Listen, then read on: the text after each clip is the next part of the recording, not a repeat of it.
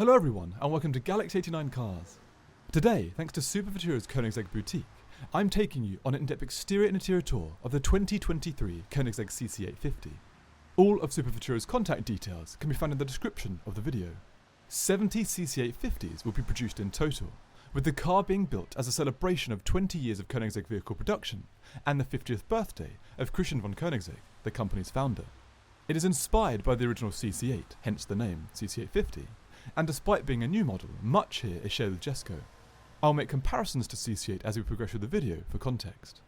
Based around a carbon fibre monocoque, surrounded by carbon fibre and Kevlar panels, CC850 comes in at 4,364mm long, 2,024mm wide, 1,127mm high, and with a curb weight of 1,385 kg.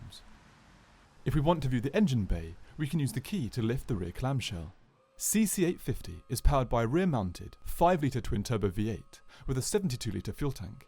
It produces 1,385 brake horsepower and 1,385 Nm of torque, meaning this car stays true to the Koenigsegg 1:1 power-to-weight ratio. I couldn't find any official performance figures, but it is likely CC850 can achieve a sub-2 second 0 to 62 mph time in auto mode and go on to surpass 250 mph.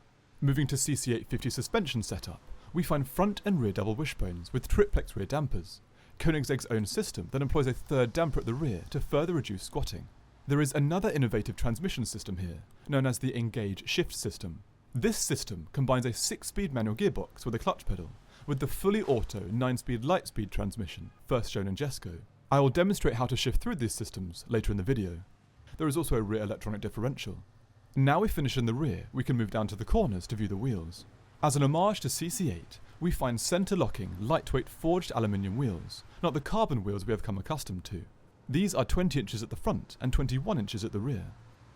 Looking inwards, we find 410mm front and 395mm rear carbon ceramic discs. Now we've completed the model overview, we can start the in-depth exterior tour from front to rear.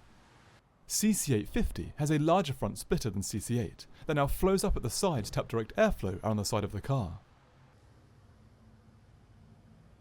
There is also a larger front intake that comes with ducts on either side for brake cooling. There are new slim indicators here that sit below the main beams, but between these structures we find slit intakes that feed air down to the brakes. These may have replaced those found below in CC8. The 3 main beams are much more compact now and come with 3 complementary daytime running lights. The bonnet above is still a carbon clamshell, but now comes with a monochrome Koenigsegg shield and 2 new air release vents. These help cooling and airflow pushing the car downwards.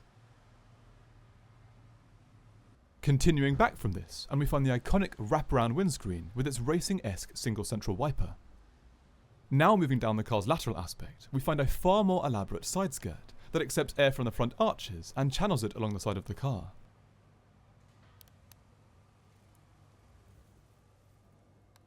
At the rear of this, we come to the now well-known shape of the indented side intakes for the rear radiators that help to cool the engine.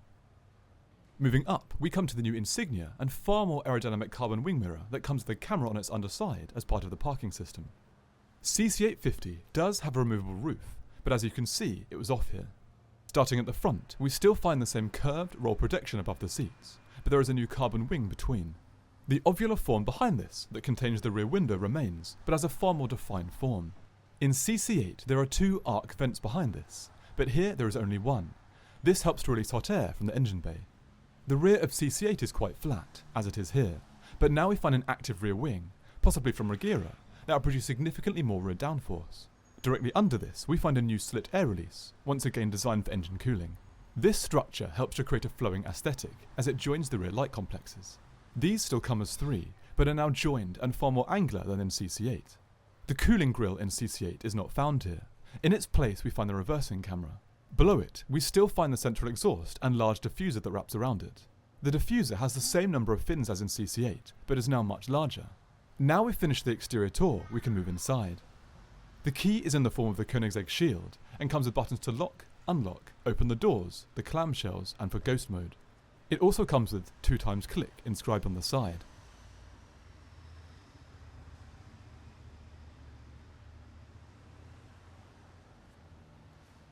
Before moving inside, we can view the car's ghost mode that opens both doors and clamshells simultaneously.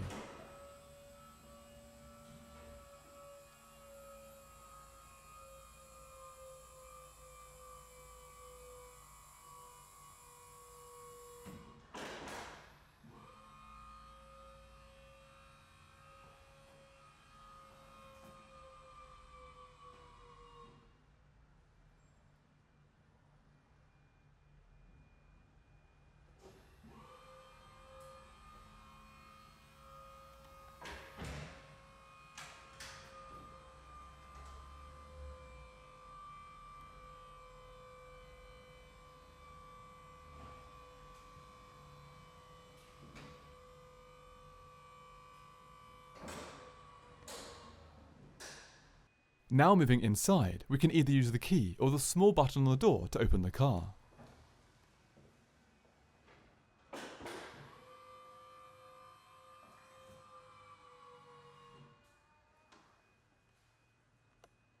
Here we find an interior that is very similar to Regira and Jesko, but with a very notable exception that I'll focus on later in the video.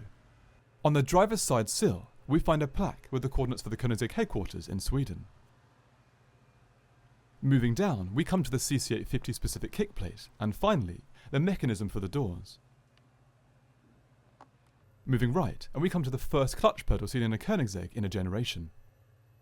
Now sitting in the driver's seat, we can close the door by pulling it, or by pressing the button under the screen.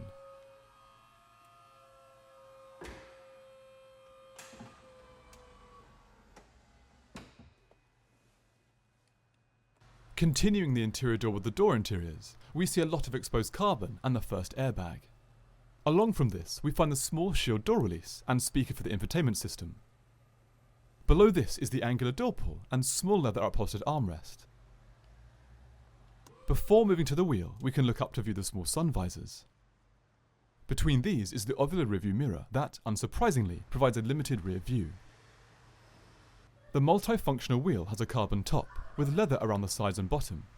We find skip track, scroll wheel and call buttons to the left, new circular centre, and buttons for the vehicle lift, cruise control and infotainment controls to the right.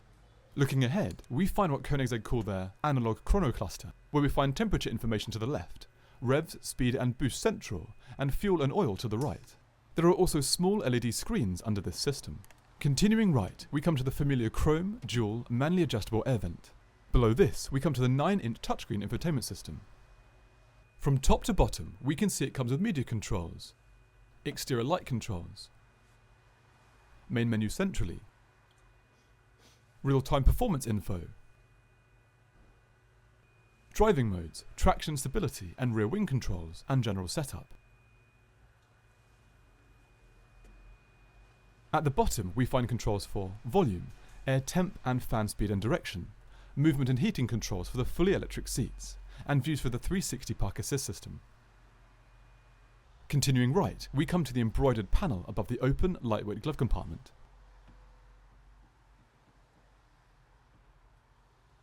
Moving back to the central column, we find buttons for the doors, front and rear clamshells, and hazard lights.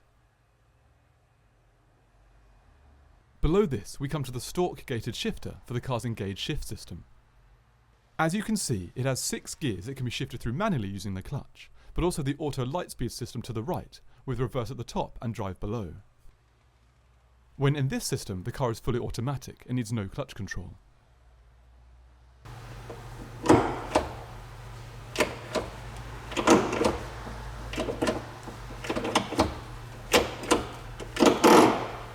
Below this, we come to the engine start and stop button with window controls on either side. There is also a small display that shows information about the engaged shift system.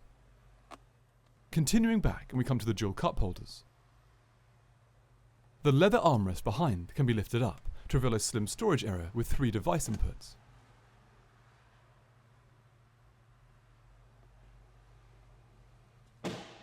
Behind this, an LED strip takes us up to the rear port window.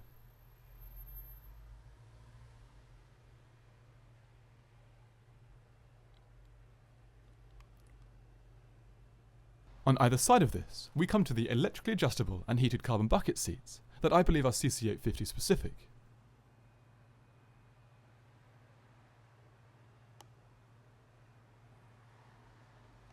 Behind the seats we find small open storage areas.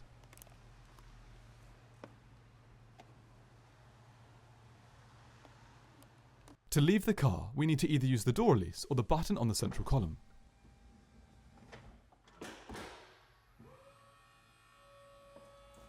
Now we've finished the interior tour, we can view the car's main storage area. As seen earlier, the front clamshell can be raised by pressing the button on the key or button on the inside. At the front, we see vents that accepts air taken from the small vents seen under the headlights. This area is shaped to store the removable roof, but can also be used as general storage and to access the power steering fluid reservoir, roof cover and washer fluid reservoir.